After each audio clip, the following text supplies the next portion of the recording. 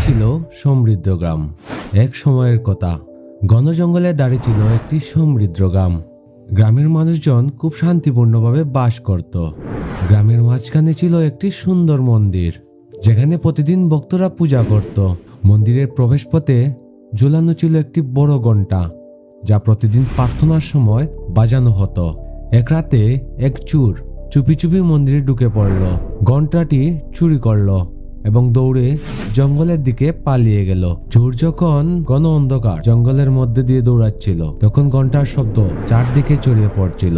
সেই সময় আশেপাশে ঘুরে বেড়ানো একটি বাঘ সেই শব্দ শুনে কৌতূহলী হয়ে চোরের পেছনে যেতে শুরু করলো। চোর হাঁপিয়ে উঠে এক গাছের নিচে বিশ্রাম নিতে থেমে পড়ল। তখনই বাঘটি সেখানে পৌঁছে চোরের উপর ঝাঁপিয়ে পড়ল এবং তাকে মেরে ফেলল। ঘণ্টাটি চোরের হাত থেকে পড়ে যায় মাটিতে। পরদিন সকালে কিছু বানরের দল ওই জায়গা দিয়ে যাচ্ছিল। তারা ঘণ্টাটি দেখে খুব কৌতূহলী হলো। এক বানর ঘণ্টাটি তুলে নিল এবং বাকিরাও এসে তা ঘিরে ধরল। তারা ঘণ্টার আওয়াজে মজা পেতে শুরু করলো এবং প্রতি রাতে জঙ্গলে সেই রহস্যময় আওয়াজ বাজতে থাকলো। গ্রামের লোকজন ঘণ্টার এই অদ্ভুত রাতের শব্দে আতঙ্কিত হয়ে পড়ল। তারা জানতো না কে বা কি সেই রাতের বেলায় ঘণ্টা বাজাচ্ছে। ধীরে ধীরে এই অজানা শব্দ গ্রামবাসীদের মধ্যে ভয়ের সঞ্চার করলো। একদিন গ্রামবাসীরা ঠিক করলো সত্যটা জানতেই হবে। তারা গ্রামের এক সাহসী যুবককে জঙ্গলে পাঠালো।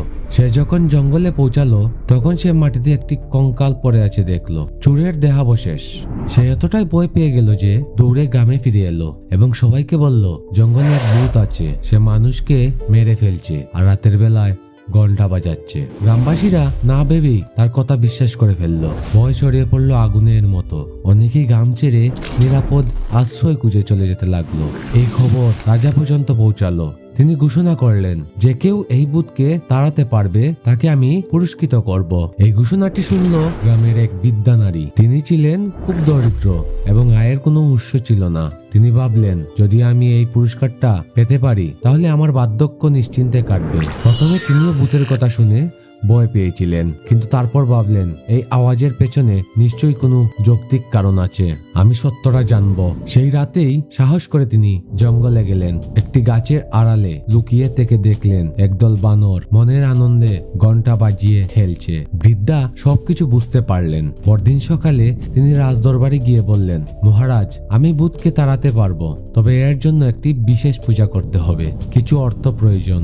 রাজা সঙ্গে সঙ্গে রাজি হলেন এবং তাকে অর্থ দিলেন। সেই টাকায় বৃদ্ধা বাদাম, ফল এবং মিষ্টি কিনলেন। রাতে সেগুলো একটি গাছের নিচে রেখে লুকিয়ে গেলেন। কিছুক্ষণ পর বানরগুলো এলো। খাবার দেখে তারা দৌড়ে এসে খেলাধুলা ফেলে খাবারে মন দিল। ঠিক সেই সময় বৃদ্ধা চুপিসারে ঘণ্টাটি তুলে নিয়ে জঙ্গল ছেড়ে এলেন। তিনি সরাসরি রাজার কাছে গিয়ে বললেন, মহারাজ, ভূত চিরদিনের মতো জঙ্গল ছেড়ে গেছে, এখন আর ভয়ের কিছু নেই। রাজা ঘণ্টাটি দেখে চিনে ফেললেন এটি সেই মন্দিরের ঘণ্টা যা একদিন চুরি হয়েছিল। বৃদ্ধার বুদ্ধিমত্তা ও সাহসে তিনি অত্যন্ত খুশি হলেন এবং তাকে উদারভাবে পুরস্কৃত করলেন। সেই দিনের পর থেকে আর কখনো সেই ঘণ্টার আওয়াজ শোনা যায়নি। গ্রামের মানুষজন আবারও শান্তিতে ও নিরাপদে বাস করতে লাগলো। এই গল্পটি আমাদের জীবনে তিনটি গুরুত্বপূর্ণ শিক্ষা দেয়। প্রথম শিক্ষা, গুজবে বিশ্বাস করা উচিত নয়। গল্পে গ্রামের লোকজন যুবকের কথায় চোখ বন্ধ করে বিশ্বাস করে ফেলেছিল। বাস্তবেও অনেক সময় আমরা না ভেবে অন্যের কথা মেনে নেই। গল্পটি শিখায় কোনো কিছু বিশ্বাস করার আগে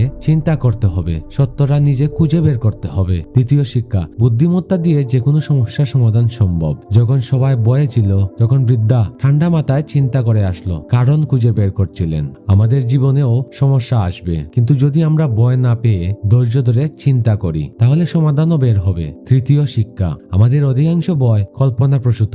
গ্রামের লোকজন এক ভূতের ভয়ে পালিয়ে যাচ্ছিল, অথচ সত্যি বলতে ভূতের অস্তিত্বই ছিল না, ছিল বানরদের খেলা। অনেক সময় আমাদের জীবনের ভয়ও ঠিক তেমন, বাস্তবে কিছু নেই, কিন্তু আমরা নিজেই ভেবে ভয়ে কুঁচকে থাকি। যদি আমরা সেই ভয়ের মুখোমুখি হই, তাহলে বুঝতে পারি সেটা ততটা ভয়ের নয়। এই গল্প আমাদের শেখায় জীবনের সমস্যা আসবেই, কিন্তু গুজবে না ভেবে বুদ্ধি ও সাহস দিয়ে যদি মোকাবেলা করি, তাহলে যে কোনো কঠিন পরিস্থিতিও সহজ হয়ে যাবে। শান্তিপূর্ণ জীবন মানে নয় যে জীবনে কোনো কষ্ট থাকবে না, বরং কষ্টের মুখোমুখি হয়ে তাকে জয় করাই আসল শক্তি।